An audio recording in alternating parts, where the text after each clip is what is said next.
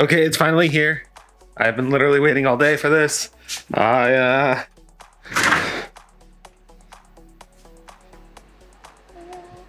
In my hands, it's my Steam Deck. In this box is my Steam Deck. And it is taking everything in my power to not just rip this open right now, because I am so excited. You see, I've been excited about a product like this for years. Back when the Razer Edge was a thing, I seriously considered buying one. And I did a video when the Nintendo Switch was coming out that was like, why the Nintendo Switch would be more successful than the Razer Edge, because at that point, we had known that it had failed. Hilariously, people misinterpreted that as like, I didn't like this kind of product. The thing is, I wanted one. I seriously wanted a portable PC that I could hold like a handheld. I've been a portable gamer forever. And then fast forward to 2021, when we start to hear rumblings of the Steam Deck, a Steam machine that is portable running Linux. And I was super excited. Like, I made a video about it. I made a follow-up video up to that video about it. And I really wanted this. And unfortunately, due to circumstances with the pre-order and my work schedule, I ended up having to pre-order it at work when everybody else had already pre-ordered. And that's how I ended up in the Q1 group of the pre-orders, which ended up being the Q2 group after the delay. So 303 days later, who's keeping track? I now have it in front of me. And I am so excited.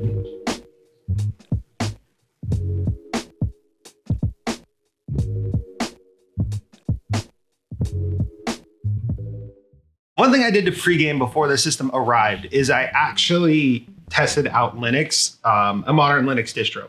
I had done Ubuntu before that, and currently I've been running Pop! OS, which is a Debian-based, I think it's actually Ubuntu-based as well, Linux kernel. This runs a version of Arc, if I'm not mistaken. So that's going to be interesting. Granted, I've been meaning to dive a little bit deeper into Arc because people have been telling me to. And I'm comfortable enough with Linux to say that I probably could. Oh, man.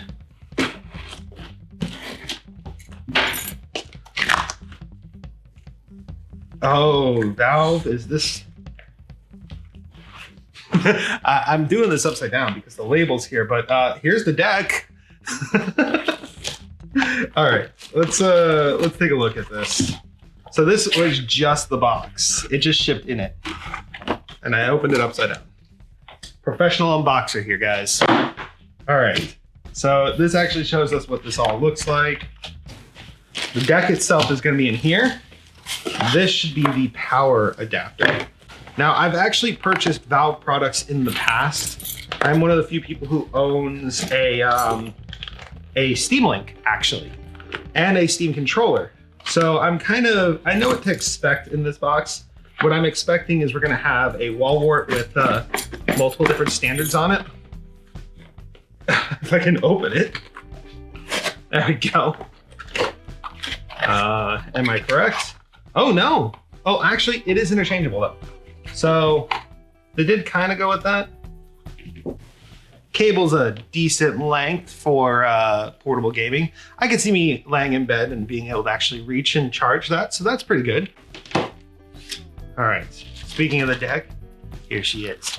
Now, what Steam Deck do we actually have today? Well, we actually have the base model with its 64 gigabytes. Yeah, I didn't splurge too hard. Not because I don't like the Steam Deck, but because I didn't know if I could afford the super expensive one. And I'm kind of glad that I went with this model because Valve didn't keep their promise on how the decks were going to be handed out. So unfortunately, my pre-order went live on Monday when they were supposed to all go live on Fridays, I thought. And I had until Wednesday to order.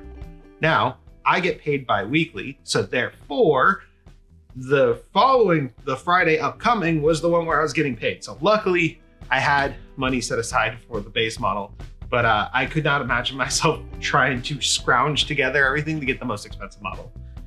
To correct the having only 64 gigabytes, I did kind of overdo it and got a 1 terabyte SanDisk Extreme Pro micro SD card. Yeah, this might not be the most cost-effective way to get a terabyte in here, but it sure as hell will work, hopefully, he says with optimism. All right, so interesting branding here. This is the first time I've seen this branding, and your games are going places. Steam Deck. This, by the way, is of course a full retail model. That was, come on, Valve. 4 pieces. It came off in 4 pieces. Oh, that's nice though. That is nice. It's got the Steam Deck logo on it. An extra, oh, there's like extra room in there. Oh, that's full, maybe for charging purposes. Oh, and to make sure that your deck is not tampered with, it's even got its own little, that was a little too easy to take off, Valve tag. I'm a little nervous, actually. I mean, it's packaged in a way that there's no way it got damaged, but like that FedEx driver dropped that thing with some force. Oh. Oh my God. It's lighter than I thought it would be. I like the feel of it a lot. There's no screen protector on it, interesting. Okay, like, I'm hoping that Valve has topped this bad boy off and it's good to go. So let's get that micro SD card in there, because I think she's ready to roll. It's a little overkill, but I've got a wall wart right here. You can just wha-bam, wha-bam.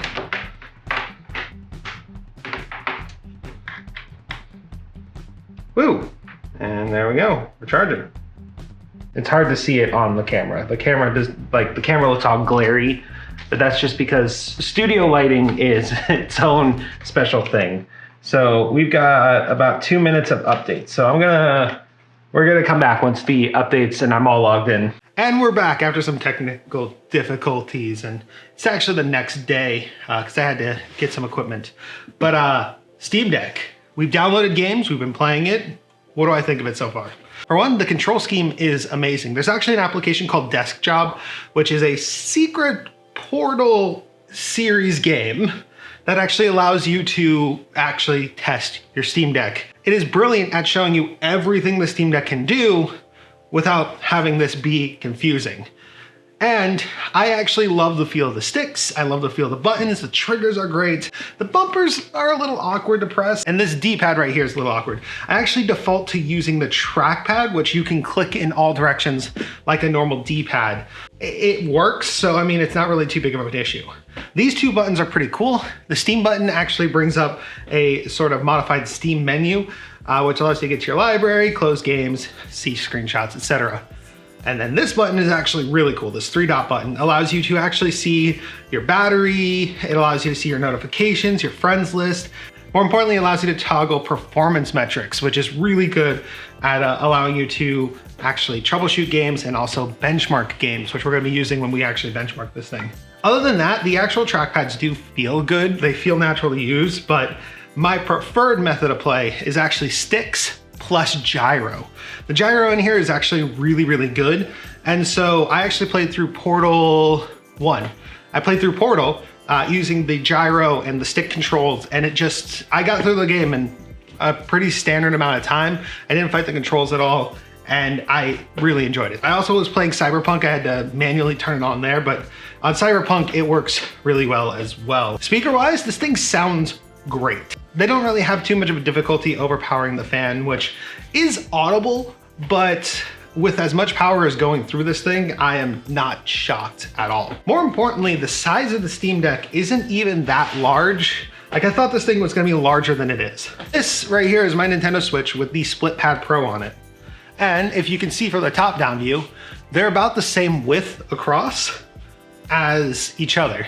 Now, thickness-wise, the Steam Deck is a thicker system. Like if you actually compare these two, you can see that the Steam Deck is definitely the thicker system with the heavier fan. We've got a USB charging port right up at the top, which is also data. So this is display out, data in. So if you do use a dock, it would be through this port. We have a headphone jack right here, our volume rocker, as mentioned, all of the other controls, and a micro SD card slot that is accessible from the top. Comparing that to the I/O of the Nintendo Switch, it looks pretty much identical with a headphone jack, USB-C port, and an external accessible micro SD card.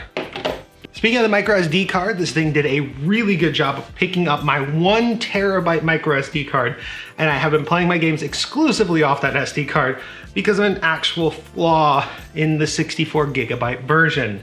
With all of the stuff that I've needed for Proton, the various Proton releases, which some of these are specifically from troubleshooting, redistributables, things like that to run games, we're already pretty much through that entire 64 gig. We actually have 11 gigs free remaining, and this is all just system hardware, as opposed to the micro SD card, which is a 1 terabyte micro SD card, where we've got about 139 gigabytes still free, and we've downloaded roughly 31 games, most of them being AAA games such as Cyberpunk, Doom Eternal, Middle-earth, Shadow of Mordor, Devil May Cry 5. Big games are on this hard drive, or on this SD card, I should say.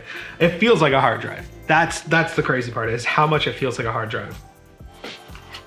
Overall, the Steam Deck has actually been better than I thought it would be. And I had high expectations. I didn't have low expectations for this. I expected it to be good. But I think if I compare the numbers I created in that video that I did speculating on the power of the Steam Deck, it might actually come out on top. And that's impressive. I'm not gonna sugarcoat it. The actual experience of using a Steam Deck has been great. I have 230 games. Now, only 180 of those are either untested, verified, or verified with exceptions. If I lower it down to just the ones that are verified and work properly, those are 54 games out of my 230 games. That goes up to 100 games if I use the tested, verified with exceptions category. And from what I've seen, a lot of the untested games are just indie games that just haven't had the time to be tested, or older games. And you can use your general judgment. Like, let's find an untested one. So for example, BioShock 2 is untested, but BioShock 2 Remastered is Steam Deck verified. By extension, BioShock 1 Remastered, which is also unverified, would work because they use the same engine. BioShock Infinite is also untested, and I believe it uses the same engine as BioShock 2 Remastered and BioShock 1 Remastered. So therefore, all of the games should work. That being said, the games that are in the last category, non-confirmed with Steam Deck or do not work with Steam Deck, those unfortunately are pretty hard lock. There was one game that I tested that was in that category, which was Elder Scrolls Online, which you guys know I've been able to force to work on Linux in the past. Unfortunately, it's not Linux here. It's actually the Steam OS itself that seems to be the bottleneck. This game, for some reason, just doesn't want to launch, and it actually hard crashes the Steam Deck if it is installed. So just know that's a no-go. I do suspect that Valve might be working on getting fixes for things like that, and more specifically, I think that with that game in particular, I could easily see Bethesda trying to really push to get that game on this system because it would work great, and I've already tested it does work well on Linux. Also, some of the verified games aren't exactly perfect. Spyro Reignited Trilogy is on the verified GreaterThanPie deck category. And unfortunately, I had to make a tweak in the settings to make it work. There was an issue where the resolution was oversampling by a large amount, and it was causing the deck to actually crash after a short period of time of playing the game. I did fix the issue by simply lowering the resolution to the correct resolution of the Steam Deck, and then it worked flawlessly. So sometimes you're gonna have to do things like that. And I would actually check Proton DB if you're running into any issues with a game that is currently verified. In addition to that, there are also the ability to do non-Steam games. And I haven't really gone too far into it. All I've got is Google Chrome installed, which allows me to open up just Google Chrome on my Steam Deck. It's just Google Chrome, which is kind of funny. Yeah, look at that. There it is, Google Chrome. But outside of that, I'm sure that things like the Epic Games Launcher would probably be something that would also be interesting to try here. We'll find out later when we do a deeper dive on this. Overall, the Steam Deck has been impressive, and I really do like it. And I honestly can't wait to see where it goes next. This is the kind of operating system that's only gonna get better with time. More games are going to be added. And with more games, well, there's even more to play. I mean, I've already filled up almost a terabyte of storage on the Steam Deck. What console do you know that day one you can fill up the entirety of a terabyte of storage? I mean, that's like one download of COD, but still, it's a terabyte. And even more so, I am probably going to have to buy more and use them like cartridges for this thing because I don't have all of my games. I have most of them. I have most of the ones I want to test on here, but I don't have everything. Not to mention, I don't have a single game from a different storefront on this system yet. I will. I'll figure it out at some point, but it's not there yet. Overall, I love it. It has exceeded my expectations, and I am absolutely enamored with this thing. My one complaint is it is a fingerprint magnet, but dBrands does make a skin that I'm going to possibly buy so that I can fix that. Other than that, it's freaking amazing. Also, just to throw it in here, the case that they provide, also amazing. Like, this comes with every Steam Deck. Yeah, no, Valve, this is like the best thing you could have done because I know this is gonna protect my Steam Deck when I'm traveling. Like, this is a hard case with felt. It's just great. I'm blown away. But that is where we're gonna end today, guys. Thank you so much for watching. If you enjoyed watching this, maybe consider subscribing. I've got more Steam Deck content coming. We're gonna be stress testing this. We're gonna be benchmarking it. I'm gonna kind of talk about where this lines up to my existing video. I'm gonna kind of be pinning it against the hardware that I've already kind of gimped and tested, just as kind of like a benchmark to see how close we actually got. But more importantly, I really wanna see how powerful this thing is. So far, it's been eating games for breakfast, so I really am curious. We're also gonna be taking a deeper look at the operating system because HoloOS, which is the operating system for this, has come out on the internet. Now, I don't know if it's an official release, but I have found that you can install it on any AMD-based PC, and guess who's got plenty of those? So if you're not subscribed, get subscribed because we got more Steam Deck, we've got more Linux, more gaming content coming up. So yeah, I will see you in the next video. Wolfie, out.